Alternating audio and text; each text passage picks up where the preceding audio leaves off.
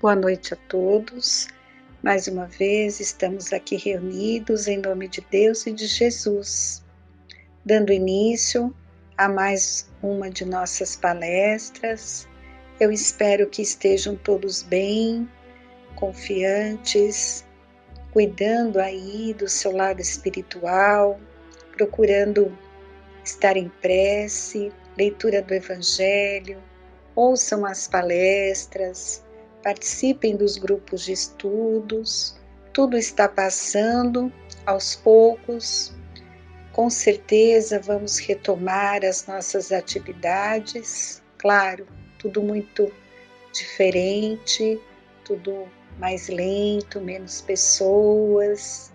É um novo normal, né? Como estamos ouvindo, mas vai passar e em breve estaremos juntos em comunhão de pensamentos na nossa querida e abençoada casa de Fabiano. Então vamos em prece nesse momento, pedir a Deus e a Jesus que nos fortaleça, nos ampare, que a nossa fé possa se fortalecer a cada dia, que tenhamos sabedoria para poder discernir as situações que a vida está nos apresentando. Permita, Senhor, que possamos ser instrumentos da Tua paz, acalmando a tantos corações em sofrimento neste momento. Fica aqui o nosso pedido, a nossa prece, por todos aqueles que estão hospitalizados, por aqueles que desencarnaram nesta pandemia, por seus familiares.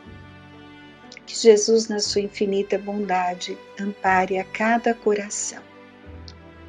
Pai nosso que estais no céu, santificado seja o teu nome. Venha a nós o teu reino, Senhor. Seja feita a tua vontade, não a nossa, assim na terra como no céu. O pão nosso de cada dia, dai-nos hoje. Perdoa, Senhor, as nossas dívidas, assim como perdoamos aos nossos devedores. Não nos deixeis cair em tentação e livra-nos de todo o mal. Que assim seja. Primeira parte da nossa palestra, sempre iniciamos com a leitura de algum trecho do Evangelho segundo o Espiritismo, por Allan Kardec. Como o nosso querido Herculano Pires comentou, esse livro, ele deve ser um livro de leitura diária, um livro de cabeceira, leitura obrigatória, sempre preparatória das reuniões doutrinárias, e deve ser encarado também como um livro de estudo para melhor compreendermos a doutrina espírita. Isso foram palavras do Herculano Pires, um grande estudioso brasileiro da doutrina espírita, considerado soldado de Kardec, porque ele sempre defendeu os princípios doutrinários, muito fiel a Kardec. Por isso que nessas palestras online, estamos sempre começando com a leitura do Evangelho. Vamos lá. Hoje vamos ler um item do capítulo 5, Bem-aventurados os aflitos. Seria o item 23, os tormentos voluntários. O homem está incessantemente à procura da felicidade, que lhe escapa a todo instante, porque a felicidade sem mescla não existe na terra. Entretanto, apesar das vicissitudes que formam o inevitável cortejo desta vida, ele poderia pelo menos gozar de uma felicidade relativa. Mas, infelizmente, ele a procura nas coisas perecíveis, sujeitas às mesmas vicissitudes, ou seja, nos gozos materiais, em vez de buscá-la nos gozos da alma, que constituem uma antecipação das imperecíveis alegrias celestes. Em vez de buscar a paz do coração, única felicidade verdadeira nesse mundo, ele procura com avidez tudo que pode agitá-lo e perturbá-lo. E coisa curiosa, parece criar de propósito os tormentos que só a ele cabia evitar. Vejam, ele coloca aqui que a paz do coração é a única felicidade verdadeira nesse mundo. Vejam, se a pessoa tem paz no seu coração, ela é feliz. Haverá maiores tormentos que os causados pela inveja, pelo ciúme? Para o invejoso e o ciumento não existe repouso, sofrem ambos de uma febre incessante. As posses alheias lhe causam insônias, os sucessos dos rivais lhes provocam vertigens. Seu único interesse é o de eclipsar os outros. Toda a sua alegria consiste em provocar nos insensatos como eles a cólera do ciúme.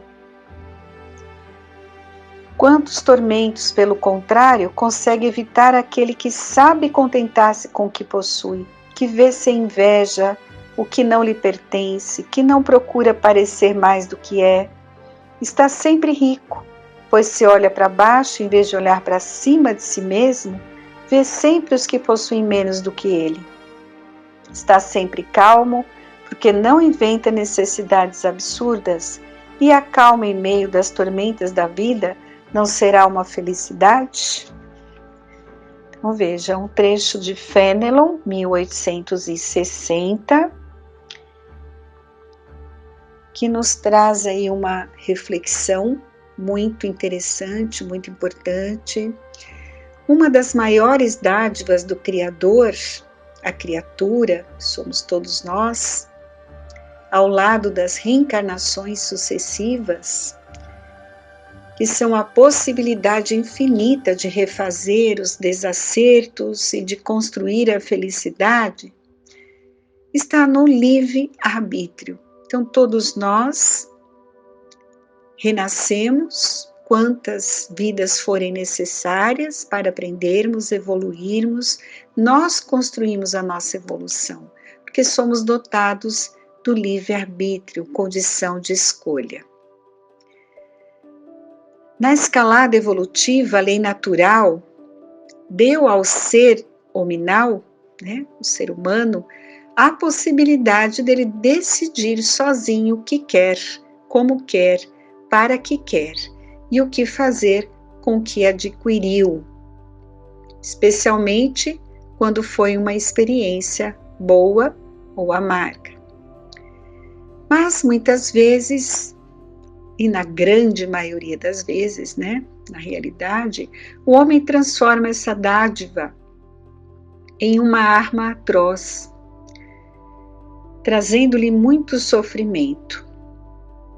Ele é livre para pensar e para decidir, mas infelizmente a grande maioria faz as escolhas erradas.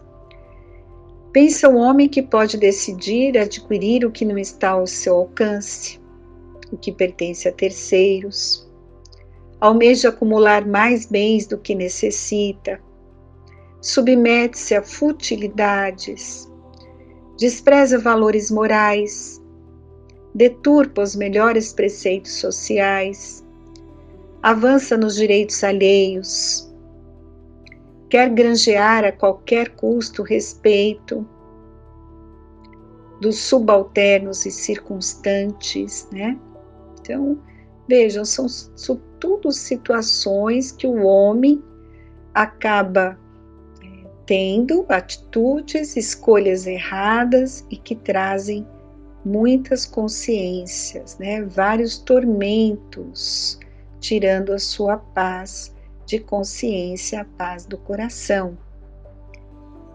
Enfim, decide fazer da sua vida um só objetivo: subir, ganhar, manter a imagem, seja que custo for. Infelizmente, são as questões materiais, da vaidade, do orgulho, do egoísmo, e se não tomarmos cuidado, com certeza vivemos pensando nessas situações e não buscando a nossa evolução, que é o verdadeiro objetivo de cada vida que Deus nos concede. E isso tudo é a decisão da sua liberdade de agir.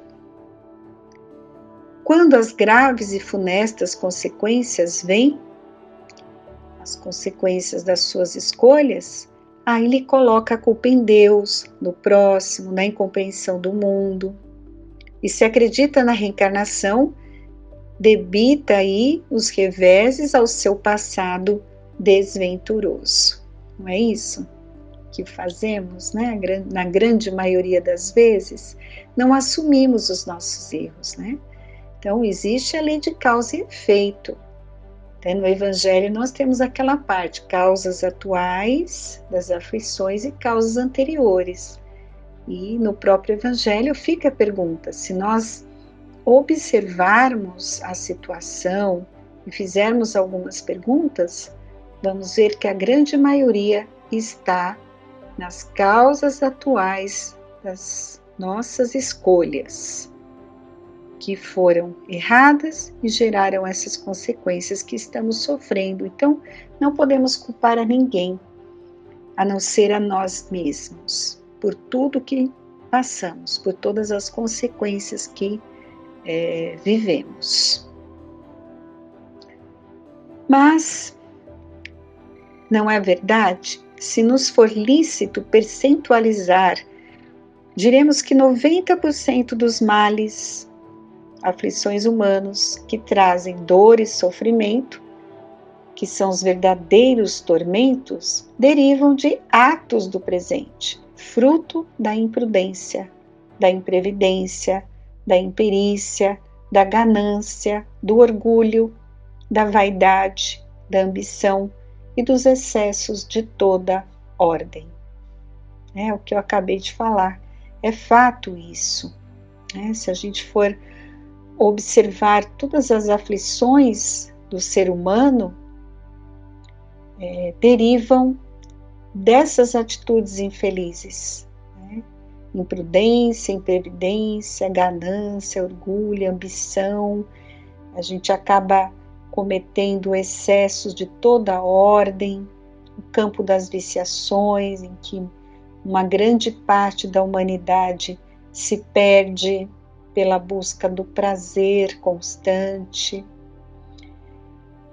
Arruinam-se os seres por falta de ordem, de perseverança, pelo seu mal proceder, ou por não terem sabido limitar os seus desejos. Olha só que colocação importante, né? Então, nós temos que buscar refletir em quem somos nós, o que estamos fazendo aqui, qual o objetivo da minha existência, buscar a Deus, desenvolver a fé, perceber as minhas deficiências, né? As minhas imperfeições, buscar ajuda e perseverar, fazer escolhas certas. Quantas doenças teria evitado o ser, não fossem sua intemperança, seus desatinos, suas agressões ao próprio físico? E repita-se, os excessos de toda a ordem. Em resumo, são os tormentos chamados voluntários, que o próprio ser se impõe, independentemente da ordem das coisas naturais, independentemente da vontade de Deus Criador, das vidas passadas, independente do próximo. Então, são os tormentos que o próprio ser se impõe. A grande maioria das nossas aflições, se nós remontarmos, todo o processo de como chegamos a essa situação, vamos ver que foi devido às nossas escolhas infelizes. O ser, indubitavelmente, é vítima de si mesmo, quando decide usar do livre-arbítrio contra a ordem natural das coisas. Então, é uma dádiva você ter o livre-arbítrio, a condição de escolher, de decidir, de construir a sua evolução. Só que, infelizmente, por sermos espíritos ainda imperfeitos e não buscarmos a Deus, não combatermos a nossa vaidade, o egoísmo e o orgulho, a gente se perde nessa liberdade de escolha. Então, o livre-arbítrio acaba sendo, uma ferramenta ali que não sabemos usar e usamos para complicar a nossa evolução. Mas é uma dádiva, porque é merecimento. Então, você que vai construir a sua evolução. Se você vai sofrer ou não, vai depender do esforço, da perseverança que você está fazendo no presente. Então, cada encarnação, se eu venho atento, se eu faço escolhas certas, eu vou evoluindo, não vou criando situações dolorosas para o futuro, e tudo vai ocorrendo de uma maneira tranquila, feliz. Agora, se eu faço escolhas infelizes, eu vou ter muitas consequências, vou criar problemas futuros, reencarnações dolorosas de resgate. Então, sou eu o construtor da minha jornada evolutiva. E a ordem natural das coisas é estar no bem, que os espíritos definiram para Kardec. No Livro dos Espíritos, a questão 630, nós temos uma colocação, que é tudo o que é conforme a lei de Deus, sendo que o mal é tudo que lhe é contrário. Concluindo, fazer o bem é proceder de acordo com a lei de Deus, e fazer o mal é infringi-la. E adicionamos nós e assumimos as consequências como herdeiros de nossas próprias ações. Então, todos nós já temos uma condição de saber o que é bem e o que é mal, No estágio evolutivo, todos nós sabemos muito bem. Só que as escolhas ainda são infelizes. Na grande maioria, escolhemos o mal. E aí nos afastamos de Deus.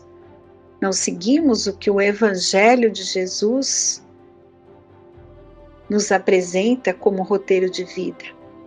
E aí, infelizmente, assumimos as consequências, Então, são, como ele colocou aqui, nós somos herdeiros das nossas próprias ações. E no próprio Evangelho, temos a história real que podemos tomar por espelho para a nossa conduta. O exemplo do apóstolo ali, Judas de Iscariotes, em que a ganância ou o erro de avaliação, infelizmente, causou ali uma situação dolorosa, resultou toda uma traição, depois um suicídio, além de um futuro espiritual terrível.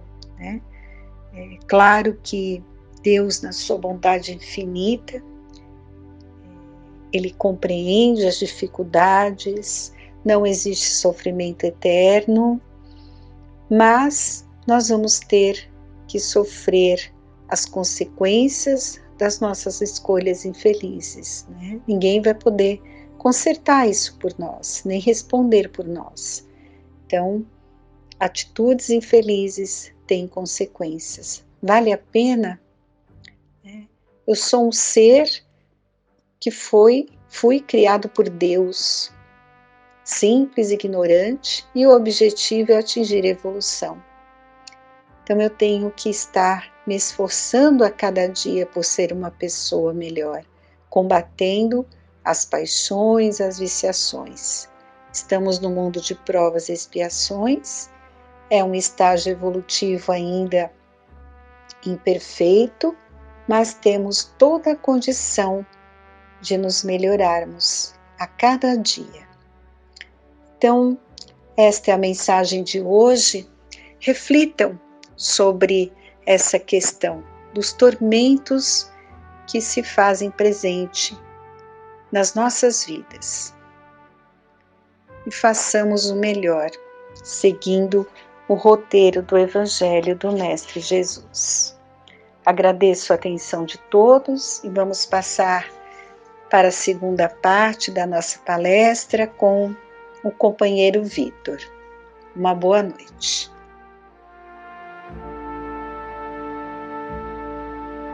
Boa noite a todos. Então, mais uma vez estamos aqui reunidos para o aprendizado tão importante na nossa caminhada, né? E hoje, como tema dos nossos estudos aqui, do nosso encontro, eu trouxe uma passagem do livro Estante da Vida.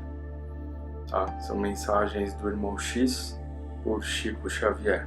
Tá? Então, do capítulo 15, O Compromisso. Tá? Então, essa mensagem ela fala muito sobre a questão do compromisso mediúnico, da oportunidade de poder servir, de poder aprender com a mediunidade e da programação espiritual, né, que nós temos antes de poder regressar para essa caminhada, né, para essa encarnação na qual estamos aqui. É muito importante tudo que a gente vivencia, a gente já vem comentando em alguns dos nossos encontros sobre essa abençoada oportunidade que é poder estar reencarnado, passando pelas experiências que cada um de nós está. Tá? Os nossos aprendizados são necessários e essa mensagem retrata muito isso. Tá? Desde o compromisso no plano espiritual, toda a programação que é feita com muito amor para o médium, para o trabalhador espírita, para aquele que se predispõe a buscar as melhorias, né? Então é dada uma oportunidade dentro das condições, né, para que ele possa vencer, para que nós possamos vencer. Tá? Nós possamos vencer a nossa caminhada. Então tudo que nós passamos, vivenciamos aqui nesta experiência é uma bênção e nós estamos de acordo e nós temos força para vencer. Tá? Então essa mensagem retrata muito isso. Ok? Então vamos lá. Capítulo 15, O Compromisso.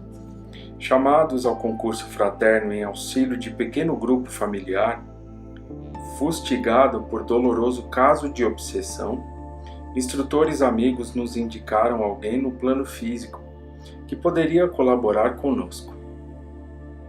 Alberto Nogueira, a pessoa certa, médium que reencarnara 36 anos antes, sob o amparo do núcleo espiritual de que partiria a nossa expedição socorrista.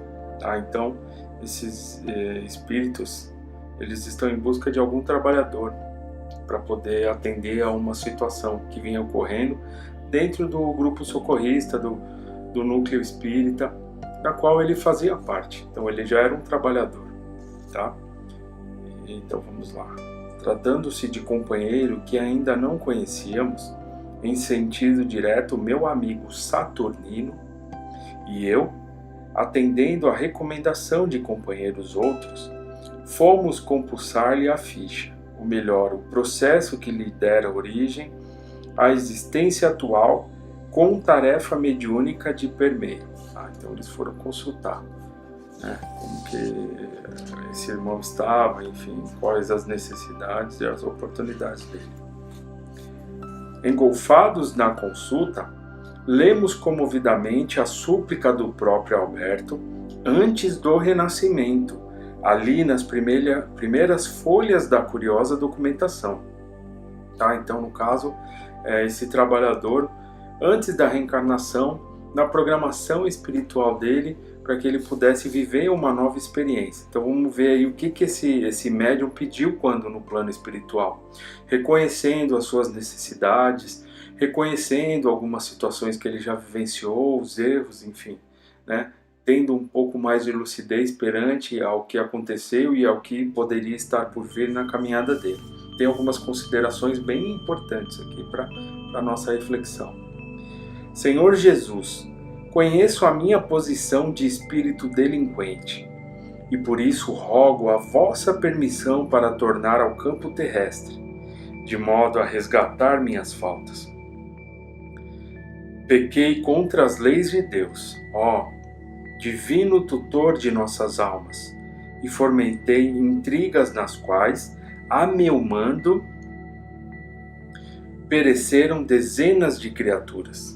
Destruí lares, abusando da autoridade de que me assenhoreei por atos de rapina e perverti a inteligência, patrocinando o furto e o crime, a espalhar a fome e o sofrimento entre os meus irmãos da humanidade. Então ele está se reconhecendo ali como algumas situações que ele vivenciou, as suas atitudes, tá? Na questão do poder, enfim, como que ele teve ali as pessoas e ele as governou, as orientou, né? Então ele reconheceu o erro nessa situação. Concedei-me a volta ao corpo terrestre, Senhor, com os necessários recursos da aprovação depuradora. Quero que a lepra me desfigure, a fim de que eu pague com lágrimas constantes as feridas que abri nos corações indefesos. Então aqui ele já começa a pedir por fim, né, numa encarnação com muitas dificuldades. Então ele já pediu aqui a lepra. Quero padecer o abandono dos entes mais queridos, para que eu possa aprender quanto dói a deserção dos compromissos abraçados. Rogo, Senhor, se tanto for preciso, que eu passe pela extrema penúria, esmolando o pão que me alimente e a veste que agasalhe as feridas que mereço. Se julgardes mais conveniente a minha depuração, dai-me a loucura ou a cegueira para que eu possa expiar minhas faltas, seja nas angústias do hospício ou nas meditações agoniadas das sombras. Compreendo a extensão de meus débitos, e se considerardes que devo apagar-me num cérebro incapaz ou retardado, fazei-me essa concessão, seja através de calvários morais ou pelos mais detestados tormentos físicos. Valei-me, Senhor, e dai-me novo corpo na terra. Quero chorar, lavando com lágrimas de fogo as nódoas de meu passado, e expor-me às mais duras humilhações, a fim de regenerar minha vida. Senhor, concedei-me as aflições de que me vejo necessitado, e anulai em mim qualquer possibilidade de reação. Fazei-me padecer, mas fazei-me viver novamente entre os homens. Quero corrigir-me e recomeçar. Bendito seja o vosso nome, Senhor. Bendita a vossa mão que me salva e guia. Então, ele pediu ali muitas situações difíceis, né? Questões algumas imposições ali referente à matéria, né? Algumas dificuldades referente ao corpo, a lepra, a cegueira, o abandono, enfim, muita coisa ele pediu. Se reconhecendo ali como um ser eterno que caminha, que comete algumas situações difíceis, né? Então vamos ver, agora a gente vai acompanhar o outro lado. O que a espiritualidade, reconhecendo todas essas situações, né, vai proporcionar a ele como oportunidade. Por baixo do requerimento comovedor, vinha a assinatura daquele que adotava agora no mundo a personalidade de Alberto Nogueira, e logo após lia-se o magnânimo despacho da autoridade superior que determinava em nome do Cristo de Deus. O Senhor pede misericórdia, não sacrifício. Isso aqui é muito interessante para a gente refletir. Que não há castigos, né? Não passamos por castigos. Nós passamos por situações no qual podemos lidar. A misericórdia significa um recomeço. A misericórdia é o amor, o perdão, o perdão que o Pai nos concede para que possamos recomeçar os nossos dias. Então, por mais situações que nós estejamos passando, caminhando, nós conseguimos lidar. com essas situações. Tá? Então isso é importante, a gente fortalecer a nossa fé, de confiar em Deus, que nos ama, que não nos castiga, mas que nos possibilita novas oportunidades de recomeçar os nossos dias.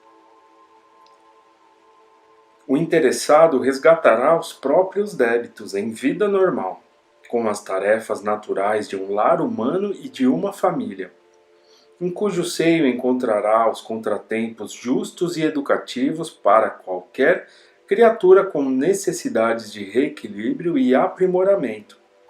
Mas por mercê do Senhor, será médium espírita, com a obrigação de dar pelo menos 8 horas de serviço gratuito por semana, em favor dos irmãos necessitados da terra, consolando-os e instruindo-os, na condição de instrumento dos bons espíritos que operam a transformação do mundo em nome do nosso Senhor Jesus Cristo. Desse modo assumirá compromisso aos 30 anos de idade na existência próxima e praticará a mediunidade com o Evangelho de Jesus até os 60, quando se lhe encerrarão as oportunidades de trabalho e elevação, resgatando assim em atividade de amor os débitos que teria fatalmente de pagar através do sofrimento. Louvado seja o Senhor. Tá? Então, por mais que ele tenha pedido muitas situações difíceis, foi concedido a ele a oportunidade de poder viver uma vida normal, assim como muitos, né? Assim como todos nós, né? Ele não precisaria vir com algumas privações, né? Pelo contrário, ele teria apenas a oportunidade de poder trabalhar a mediunidade a partir dos 30 anos aos 60, né, tendo ali uma carga de trabalho com 8 horas semanais. Então, se ele se predispôs a participar do trabalho dessa forma, ele já estaria resgatando os débitos. Então aí entra a importância da mediunidade, né, que não é um acaso, não é um castigo na nossa caminhada. Tá? Então, da mesma forma que houve uma programação para o nosso irmão aqui, para o comentado Alberto Nogueira, com certeza para cada um de nós da mesma forma. Seja um trabalho mediúnico específico, ou através das nossas vidas, nossas experiências, nos nossos lares, tudo é feito ali com muito amor. Tá? Então o caminho que nós seguimos, o lar que nós estamos, não é fruto de um acaso. Diante de páginas tão expressivas, de certo Saturnino e eu precisaríamos alongar anotações. Partimos no encalço do ceareiro do bem, com escala pela moradia, que a obsessão atormentava. Penetrando a cidade em que se nos situaria o serviço programado e atingindo a casa em que deveríamos trabalhar, vimos para logo uma jovem vampirizada por infeliz irmão, desde muito tempo habituado à perturbação no reino das sombras. Tá? Então esses espíritos de um determinado núcleo de trabalho, núcleo assistencial espírita, acompanhando uma irmã ali que procurava um auxílio, se depararam com uma situação de obsessão, né, de vampirização. Tá? Vamos ver agora, e eles precisariam da ajuda do Alberto Nogueira. Imprescindível socorrer a menina ingênua, alertar-lhe a mente, sacudir-lhe as forças profundas da alma. Então, um ponto bem importante, socorrer, né? O socorro se faz para todos nós. Alertar-lhe a mente, sacudir-lhe as forças profundas da alma com informação e instruções suscetíveis de libertar. Nada de perder tempo. Por isso, a assistência do médium, tá? Sendo ali instrumento dos bons espíritos, como foi informado aqui anteriormente. Tá? Depois de uma prece, conseguimos influenciar a genitora da enferma, colocando-a com a filha obsediada a caminho do templo espírita cristão, onde Alberto Nogueira estaria em serviço, na evangelização da noite, segundo os avisos que por nós recolhidos na esfera superior. Entre a aflição e desapontamento, não o encontramos no lugar indicado. Tá? Então eles foram até o local, ali o núcleo, e não encontraram ele participando do trabalho. Vamos ver o que está acontecendo. Formulando indagações por via telepática ao simpático dirigente da casa, esclareceu-nos ele em pensamento que o amigo referido abandonara a pontualidade e aparecia raramente. Tá vendo, né? Já é um sinal de alerta, né? Então vamos ver o que aconteceu. Surgira um impasse, de vez que para auxiliar no momento precisávamos de Alberto. Munidos de informações necessárias, logramos situar novamente mãe e filha conosco à procura dele. 20h20. Achamo-lo em bonita varanda, lendo um jornal do dia, em larga espreguiçadeira. Inspirada por nós, a desvalida senhora solicitou-lhe a colaboração mediúnica em socorro à doente. Humilhou-se, rogou, chorou, mas Nogueira respondeu inflexível: Não, senhora, não lhe posso ser útil. Realmente, por 2 longos anos, servi na condição de médium nas obras de caridade. Finalmente adoeci. Aliás, não sei se adoeci ou se me cansei. A senhora sabe, um homem que é pai de família como eu, com deveres enormes a cumprir, tem que zelar pela própria saúde. Prefiro defender-me. Então, aquele espírito se reconhecendo numa situação bem difícil, pedindo muitas situações ali, muitos impedimentos físicos, né? E tendo a oportunidade de poder resgatar os débitos através da mediunidade, entregue apenas algumas situações da vida material, esquece todo esse trabalho, né? Todo esse compromisso, porque é um direito de escolha que todos nós temos, né? Porém, é uma oportunidade que nos é dada, então devemos refletir com muito carinho, né? Aquilo que nós queremos, para o nosso bem, enfim. Nos darmos uma possibilidade de saber realmente qual caminho devo seguir, né? Mas refletir muito sobre um lado ou outro. E porque infortunada mãe insistisse, atendendo-nos aos rogos, rematou numa tirada humorística. A única criatura que trabalha dando de si sem pensar em si, que eu saiba até agora, é só o burro. Saímos como entramos, carregando o mesmo problema, a mesma inquietação. Aquele espírito valoroso, que pedira lepra, cegueira, loucura, idiotia, fogo, lágrimas, penúria e abandono, a fim de desagravar a própria consciência no plano físico, depois de acomodar-se nas concessões do Senhor, esquecera todas as necessidades que lhe caracterizavam a obra de reajuste e preferiria a ociosidade enquadrado em pijama com medo de trabalhar. Tá? Então, ou seja, ele pediu muitas situações, mas aí chegando aqui na vida física, deixando ali se levar por alguma situação, acabou deixando o trabalho de lado que iria auxiliar. Tá? Bom, sabemos que a mediunidade no começo ali pode trazer muitas dificuldades para aqueles que estão, no qual a mediunidade em si está aflorando, está se iniciando, mas é importante saber também que a educação mediúnica é muito importante nesses processos. Tá? Saber detectar o que acontece conosco através do estudo, que é muito importante, que é oferecido, tá? A literatura de Kardec e de tantos outros irmãos, para que a gente possa entender esse fenômeno que acontece conosco. Tá? Saber que nós temos o comando do nosso corpo, enfim, dos nossos pensamentos, mas os meios de trazer o equilíbrio para algumas situações que a vida nos oferece requer a nossa atenção, a nossa boa vontade e o nosso estudo, tá? Para que a gente possa detectar algumas situações que venham ali para nos abalar, para nos desequilibrar. Tá? Então o importante é que a gente se dê uma oportunidade, tá? Para que as coisas aconteçam. Saber que o caminho que eu estou tomando, se está me fazendo bem, que eu continue, mas que eu saiba que há sempre uma possibilidade de melhorar. Saber que a nossa vida não é uma casa e que temos sempre oportunidades.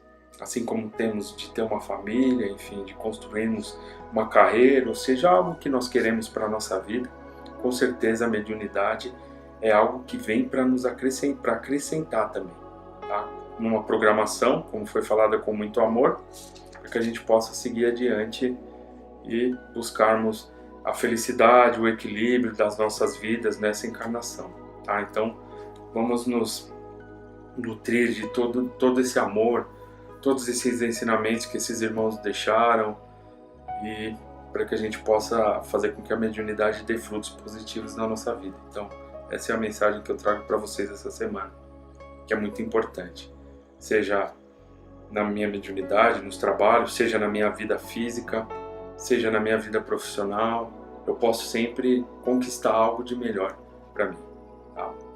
Então, assim nos despedimos aqui e agradecer a oportunidade de poder estar com vocês mais uma vez. Então vamos fazer a prece, pedir a Deus e a Jesus que nos ampare essa semana que está por vir. Pai nosso que estais nos céus, santificado seja o teu nome, venha a nós o teu reino, seja feita a tua vontade, jamais a nossa, assim na terra como no céu. O pão nosso de cada dia nos dai hoje e sempre, e perdoe nossas dívidas, assim como devemos perdoar aqueles que achamos ser nossos devedores. Não nos deixes cair em tentações e livra-nos de todo mal, que assim seja agora e sempre. Graças a Deus e a Jesus. Boa noite a todos.